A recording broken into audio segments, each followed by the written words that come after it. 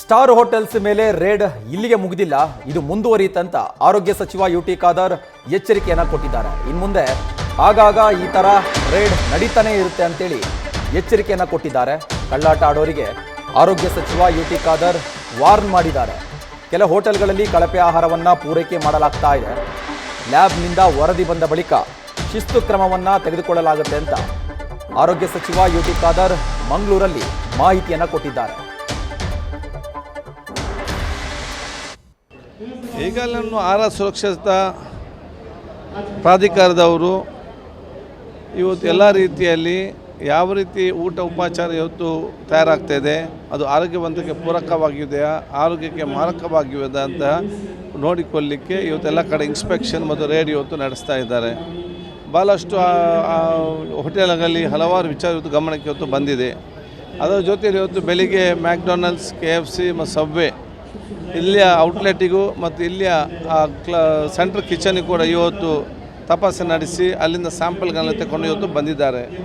ಬಹುಶಃ ಇದು ನಮ್ಮ ಮಕ್ಕಳು ತಿನ್ನುವಂಥ ಬಣ್ಣ ಇದಕ್ಕೆ ಎಷ್ಟು ತಿಂಗಳಾಯಿತು, 1 ತಿಂಗಳ 2 ತಿಂಗಳ 3 ತಿಂಗಳ ಜನರಿಗೆ ಗೊತ್ತಾಗಬೇಕಲ್ಲ ತಿನ್ನುವ ಮುಂಚೆ. ಇದೆಲ್ಲ ಜನರಿಗೆ ಮಾಹಿತಿ ಕೊಡೋದು ನಮ್ಮ ಜವಾಬ್ದಾರಿ ಮತ್ತು ಅದು ಅವ್ರಿಗೆ ಬಿಟ್ಟಂಥ ವಿಚಾರ.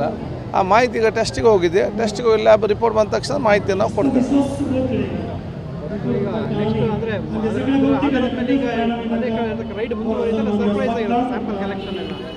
ಎಲ್ಲ ಕೂಡ ಸರ್ಪ್ರೈಸ್ ಆಗಿ ಸ್ಯಾಂಪಲ್ ಕಲೆಕ್ಷನ್ ಆಗಿದೆ. ಇನ್ನು ಮುಂದೆ ಕೂಡ ಆಗಾಗ ನಡೀತಾ ಇದೆ. ಇದು ಒಂದಲ್ಲೊಂದು ಕಡೆ ನಿರಂತರವಾಗಿ ಇವತ್ತು ಫುಡ್ಡಿನ ದಾಖಲೆ ನಾವು ಇವತ್ತು ತಪಾಸಣೆ ಮಾಡ್ತಾನೆ ಇರ್ತೇವೆ. ಯಾಕಂತ ಹೇಳಿದರೆ ಎಲ್ಲ ರೋಗಗಳು ಕೂಡ ಬರೋದು ಊಟದಿಂದ. ಈಗ ಎಲ್ಲ ರೋಗ ನೋಡುವಾಗ ಸಾಂಕ್ರಾಮಿಕ ರೋಗ ಇವತ್ತು ಆಗಿದೆ. ಅದಕ್ಕಾಗಿ ಇವತ್ತೆಲ್ಲ ಎಲ್ಲ 10 ವರ್ಷ ನಂತರ ಕೂಡ ಆರೋಗ್ಯವಂತ ಸಮಾಜ ನಿರ್ಮಾಣ ಮಾಡಬೇಕಾದ್ರೆ ನಾವಿಂಥ ಕಠಿಣವಾದ ಕ್ರಮವನ್ನು ತಗೊಳ್ಳೇಬೇಕು. ಅದಕ್ಕೆ ನಾವು ತಗೊಳ್ತಿದ್ದೆ. ಮತ್ತು ಜನಸಾಮಾನ್ಯ ದುಡ್ಡು ಕೊಟ್ಟು ಊಟ ಮಾಡುವಾಗ ಜನರಿಗೆ ಯಾಕೆ ಮೋಸ ಮಾಡಬೇಕು? ಏನು ಎಲ್ಲ ಕಡೆ ಬಟ್ಟೆ ಅಂಗಡಿಯಲ್ಲಿ ಚರ್ಚೆ ಮಾಡ್ತಾರೆ, ಬಂಗಾರ ಅಂಗಡಿ ಚರ್ಚೆ ಮಾಡ್ತಾರೆ, ಇನ್ನೊಂದು ಕಡೆ ಚರ್ಚೆ ಮಾಡ್ತಾರೆ. ಹೋಟೆಲ್ಗೆ ಹೋದವ್ರು ಯಾರು ಚರ್ಚೆ ಮಾಡೋದಿಲ್ಲ. ಅವ್ರು ಹೇಳಿದ ರೇಟಿಗೆ ದುಡ್ಡು ಕೊಟ್ಟು ಬರ್ತಾರೆ. ಎಲ್ಲಾದರೂ ಹೋಟೆಲ್ ಚರ್ಚೆ ಮಾಡಿದ್ರೆ ನೋಡಿದ್ದೀರಾ?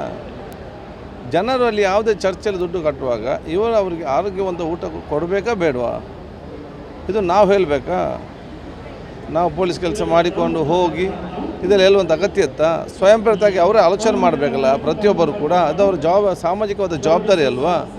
ಅದಕ್ಕೆ ಇದು ಅವರನ್ನು ಕೂಡ ಎಚ್ಚೆತ್ತುಕೊಳ್ಳುವಂಥ ಕೆಲಸ ಮತ್ತು ಜನರಿಗೆ ಕೂಡ ತಿಳಿಸಿಕೊಳ್ಳುವಂಥ ಕೆಲಸ ಯಾವ ರೀತಿ ಇದೆ ಅಂತೇಳಿ ಮುಂದಿನ ದಿನ ಮಾಹಿತಿಯಲ್ಲಿ ನಾವು ಇವತ್ತು ಕೊಡ್ತೇವೆ.